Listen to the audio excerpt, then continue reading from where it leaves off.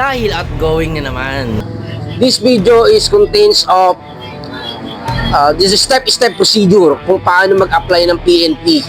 So sa mga nagbabalak dyan, ito na yung chance nyo at alamin na at magkaroon ng advance info kung paano nga ba mag-apply sa PNP. So ilalagay ko dito yung step-step procedure sa baba sa comment section, then mag-comment na rin kayo. Kung may mga katanungan kayo, pwede kayo mag-comment, magtanong. Libreng-libre po yan. It based on PNP Recruitment Selection Service PNP RSS ha. So sa mga willing mag-apply ng PNP, this is your chance ha. Kailangan na i-ready nyo na rin yung katawan nyo, isip nyo at spiritually ha. Spiritually, emotionally, mental, and so on and so forth. So this is your chance. Huwag nyo nang palampasin kasi mas sumahaba, mas tumatagal, mas nahihirapan tayong i-grab yung mga chances and opportunity. So yun, no, katulad ng sinasabi ko nung una, about sa pagbabawas ng timbang, ito na yung unang step, BMI. Mas kilalang body mass index. Kasama na dyan yung height, weight, kukumpitin yan, tsaka age mo. Sa male naman, sa height natin, it should be 1.57 meter, and sa female naman is 1.52 meter. Ito based to sa PNP RSS hindi to sa akin Yung information na to is legit And pero sa height naman po ay may tinatawag, pwede po tayong kumuha ng may tinatawag na height waiver, age waiver. Yan po yung mga tinatawag na malalaman mo yan. And after BMI, kapag nakapasa ka na ng BMI, hindi pa natatapos doon. Kung nakapasa na, huwag ka muna magsaya. Kasi meron pang tinatawag na PAT. Yung PAT is Physical Agility Test. Dito, susukatin ang kakayahan mo, yung physical condition mo. Ito ay may kasamang push-up, sit-up, and 3 kilometer long run. Hindi ko, at mayroon siyang time limit. So sa push up and sit up, syempre sila na magbibigay yon. Hindi ko na sasabihin kung ilan or ano. Basta mag-ready kayo at dapat nakakondisyon yung katawan nyo. Then susunod naman is after ng physical agility test or PAT is yung PPE na psychological and psychiatric examination. At yung next naman is PPE. Yung PPE o mas kilalang psychological and psychiatric examination, ito yung mas kilalang neuro. So yun, kailangan nyo ipasa yun. Kasi wala naman neurotic sa PNP, di ba? Meron namang talagang binabackground check nila yan, chinecheck nila yung mga mental and emotional health mo, kung okay ba o papasa ba sa PNP. So, susunod naman doon is CBI o mas kilalang Complete Background Investigation. So yun, investigahan ka na, pupuntahan ka sa bahay nyo, kung saan ka natira, dapat it must be correct address Hindi pwede yung gagamitin mo address is yung kapitbahay mo or whatsoever, kapatid mo. Dapat kung saan ka mismo nakatira.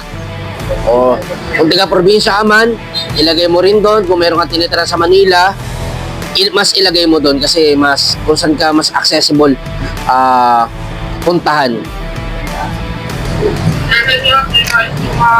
So after ng CBI, ng Complete Background Investigation, next na natin ang PMDE. Nakalagay sa baba naman, Physical, Medical, and Dental Examination. So dito, sinusuri na yung physical fit ka, or kung meron bang sakit or may nararamdaman ka. Kasi sa PNP, bawal pumasok may nararamdaman o may mga sakit.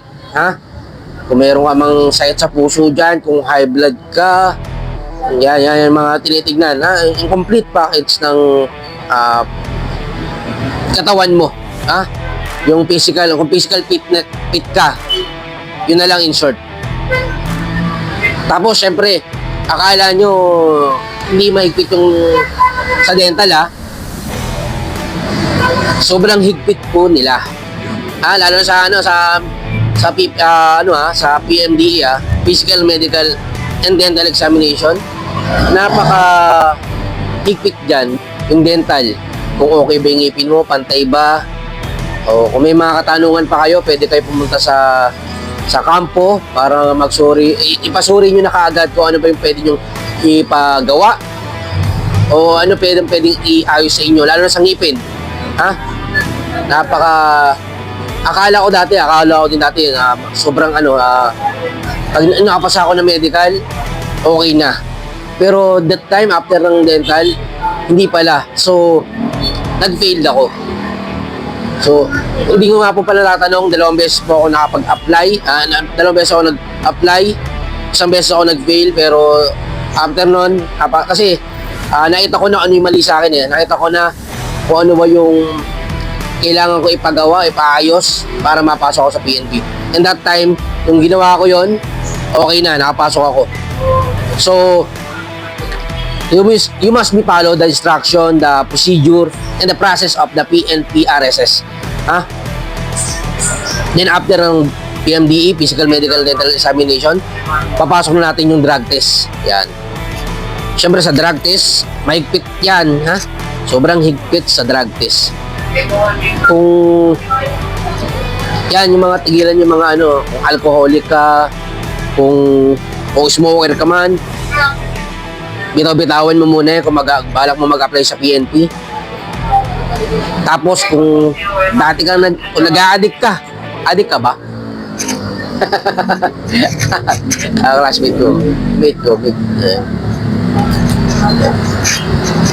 Then after ng drug test, susunod din yung handwritten specimen collection.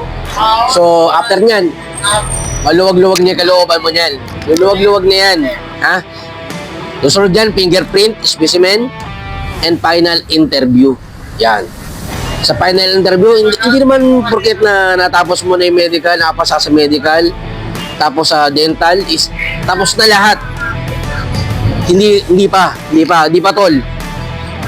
Hindi pa aspirant. Dahil meron pang final interview or tinatawag na final deliberation. Final deliberation. So, dyan maraming bumabagsak. For example, tatanungin kita. Bakit mo gusto magpulis? Yung unang mga tinatanong, mga generic na tanong yan. Bakit mo gusto magpulis? Yung final interview, final deliberation is about naman yun sa'yo. So, mas dapat kilala mo yung sarili mo. Kasi yung mga katanungan nila is about din naman sa'yo. At syempre, kung ano ba yung mga knowledge mo sa PNP. Ay, mga basic knowledge lang. Pero ngayon, sobrang higpit. Kasi maraming gustong mag-apply. Sobrang daming gustong magpulis. So, hindi sila mag-atubili na tanggalin ka or i-fail ka kasi marami kayo nag-a-apply, marami nag-aagawan. So, dapat galingan mo. Dahil kung gusto mo magpulis, dun pa lang sa final interview, ibigay mo na lahat. Dapat full package ka. Knowledge, mental, emotional, physically fit ka. So, yun ang masasabi ko sa final deliberation. So yun lang. Ingat at maraming salamat sa panonood. Sana may nakuha kang knowledge at information. Pero ito inuulit ko po, ito po ay hindi based sa akin. Based po itong information na to sa PNP RSS, Recruitment and Selection Services. PNP RSS. Maraming salamat.